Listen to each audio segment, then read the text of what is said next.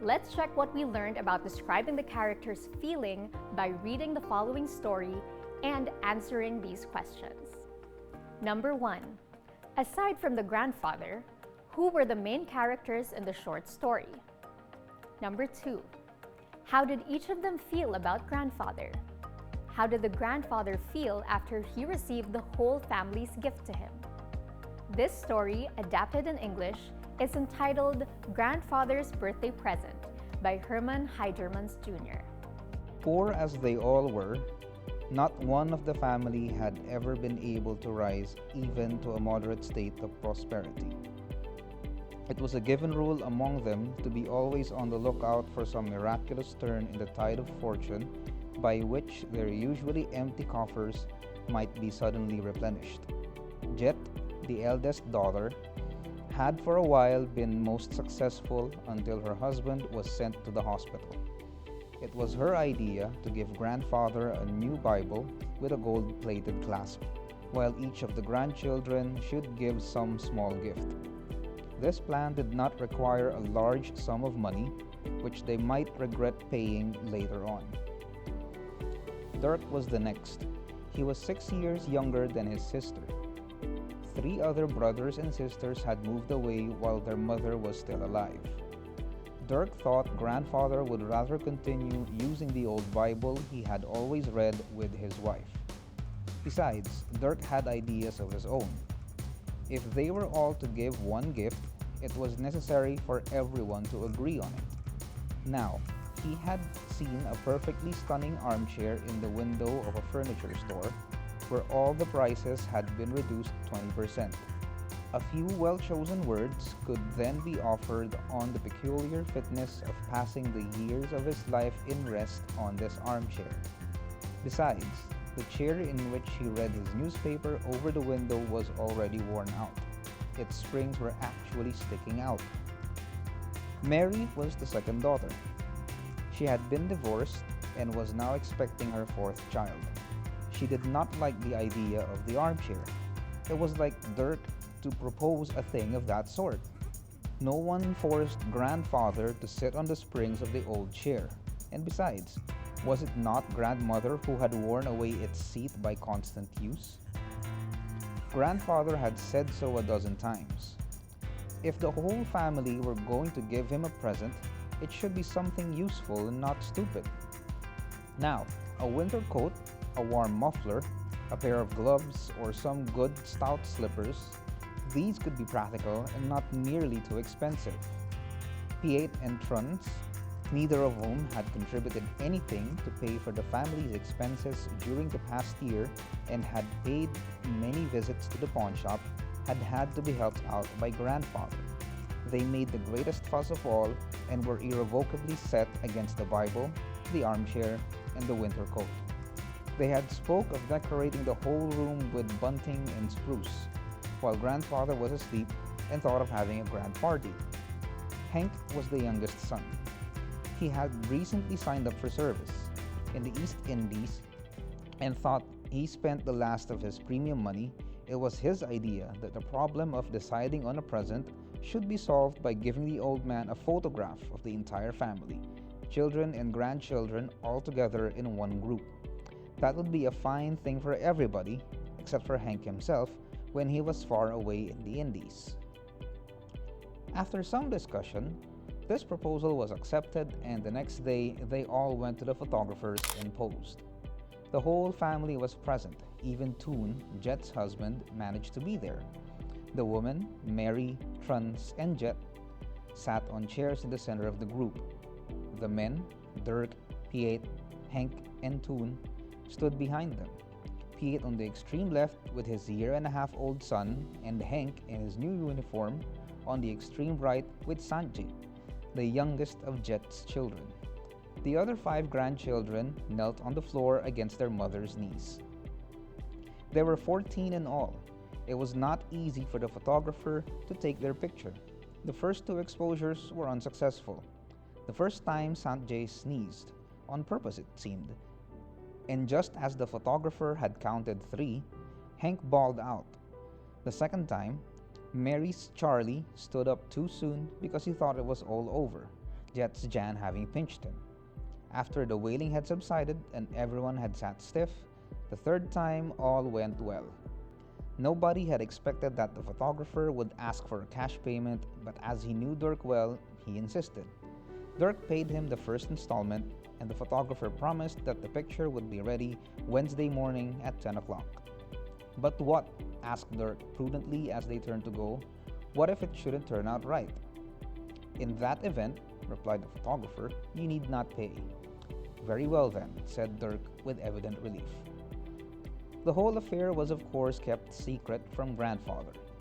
That is, he had been told about it before evening by not more than 4 of the family. Jet's Jan had called this afternoon with his sister to ask for candy and 2 cents. Grandfather, he said, I know what you're going to get for your birthday. You'll never guess what it is. The old man laughed and taking his pipe between his toothless jaws asked, Is it something pretty, Jan? We mustn't tell, Grandpa. Is it something good to eat? No, it would spoil your stomach, he said, laughing. Is it something to read, eh? You can. Something to sit on? You can. Something to wear? No, you can't wear it. Well, I don't think I can guess, smiled the old man contentedly. Hoping that the 2 cents which he received from the old man on Sundays might increase to 3, the youngster slipped a hint. All of us, Father, Mother Mary, Aunt Truns, Uncle Piet, Uncle Hank, all dressed up in his uniform, and all of us had to sit over half an hour. Well, Father, he said, you'll be surprised next Wednesday. There'll be something you've never had the like of before.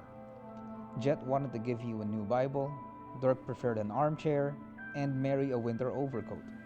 But I knew you wouldn't care for things like that. So I said, but you'll see. It's no fun if you know beforehand. I'll bet, said the old man. I can guess what it is. I can smell it in the air. And I'll bet you, said the other, even if you keep guessing all day and all night, it's something square. It has 28 eyes, 28 hands, 28 ears, and 14 mouths. I'm kind of warm, hey? By Jimmy, exclaimed Hank. Have they given it already? Well, are you pleased? I was just about to tell you, pursued Grandfather, that you ought to have a picture taken before you went off to the Indies. We won't see each other for a long time. Later, during the same day, Dirk and Aunt Jet threw out further hints about the great surprise and seemed so disappointed when they realized that others had revealed the secret. Now, it was no longer a secret, but everyone agreed that the photograph was, after all, the best present, so much better than a Bible would have been, or a chair or a coat. A family photograph was, after all, a present for everyone and for all time. Grandfather was to have a large-size copy in a frame, while the others would have ordinary unframed copies. Everyone was excited. Tuesday evening, after Grandfather had fallen asleep, Dirk, Piet, and Hank decorated the living room. Bunting and spruce adorned the upper walls and made the place look as though a wedding was about to take place. On the morning of the great festivity, the sun shone bright on the tulle curtains and so gilded the flowers in the windows that it was not possible not to enter a holiday mood. At 9, Grandfather was given a large cup of tea in bed with 2 slices of bread and butter. They had promised to keep him upstairs until the photograph should arrive at 10. The photographer had promised to deliver it to Dirk's by that time and, of course, he would keep his word. Grandfather was getting impatient. His footsteps were now heard upstairs, pacing back and forth. He had already called twice to ask how long he was to be kept waiting. At the stroke of 10, Dirk stepped into the little garden from the street, but his hands were empty. Where's the picture? Gasped Jet, trembling with excitement. Didn't he send it to you? Haven't you got it with you? Asked Mary. For goodness sake, say something. What are you standing there like that for? The old fool, growled Dirk, clenching his fists. He sent it all right, but with the bill to be collected on delivery. Yes, and he promised to. I'd like to smash his teeth in for him, as if I wasn't going to pay him. Then why didn't you give him the money? Inquired Truns in perfect innocence, though she had already determined not to pay her share until the picture had been delivered. "We're all good for our shares." "What the devil?" snarled Dirk. "Do you run around with that much loose cash in your pocket? Did you expect me to pay it out of the drugstore cash box?" "Come, come," said Truns, trying to smooth matters. "Nobody could expect you to do that. After all, didn't the photographer tell us we needn't pay if the picture wasn't right? Cash on delivery, the idea. You can't ask people to buy a pig in the pokey like that." "Well, it'll be a surprise for us all," said P8, who was quite unconcerned over the matter of payment. Just then, Hank came in. "Well, where is it?" he asked with the self-importance of the one who had just thought of the idea in the first place and had already paid his share. "We'd have to whistle for it," answered Jet. "That nasty photographer won't deliver it without pay." "Well?" "Well, nothing," snapped Dirk. "I didn't have the 2750, so the messenger took it back." "Good Lord," said Hank. "I thought you knew the fellow. You made the arrangements." "Can I make the fellow deliver it?" said Dirk. "I went to see him, but he wasn't in. Won't be back till this afternoon. If you've paid your share, I wouldn't have looked such a fool." "You can't tell me," said Hank, "that if you'd tried—" "Are you so flush yourself?" replied Dirk heatedly. "Now, if we'd only bought the chair, we wouldn't have to take something we hadn't seen." In the middle of this quarreling, the door squeaked and Grandfather appeared. He had already called 3 or 4 times from the top of the stairs. He wanted to know when he might come down and was curious to learn the reason for the fighting. "Since you seem to have forgotten me," he said, "I thought I'd better take a look at myself, eh? What?" He was nicely shaved and wore a clean white tie. He was smoking the new pipe Jen had brought him as his first present when he had sent up breakfast. He regarded the decorations with dimmed eyes. "Congratulations, Father," cried Jet, kissing the old man's parchment-like cheeks, "and many happy returns." Then came all the others in turn, offering the old man birthday greetings, while he sat in the decorated armchair and read the inscription on the shield over the mirror. He thanked them in trembling voice for their thoughtfulness while he nodded his head. After he had finished, he looked about expectantly for the big present. From 6 mouths, he heard simultaneously the history of the tragic outcome. But toward the evening, happiness was restored. In order not to disappoint his numerous sons and daughters and grandchildren and dim the glory of their intended gift, Grandfather himself paid for the balance. Let's compare our answers. Number 1. The characters in the story included Jet, Dirk, Mary, Pete, Truns, Hank, and the grandchildren.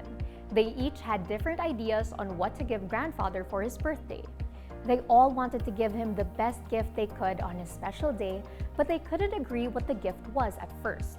They all thought Grandfather was special, and even if they do not have much money to spare, they each contributed what they could to buy his present. Number 2. Grandfather felt very happy with the whole family's efforts to make his birthday special, even if a lot of things went wrong and he had to pay for the balance just to get their gift. He probably thought that the effort was more important than the gift itself. Were your answers similar? If they were, that's very good. You learned a lot from this lesson. If they weren't, don't worry. You can watch this episode again to hone your skills better. Let's summarize what we have learned so far. Each of the characters in a story is unique. They have different ideas and feelings. They express these in ways that differ from each other as well. I hope you learned a lot by reading stories in this lesson. Stay tuned for the next episode where we will explore your feelings when reading a text. Thank you, mga ka-learners! Till next time!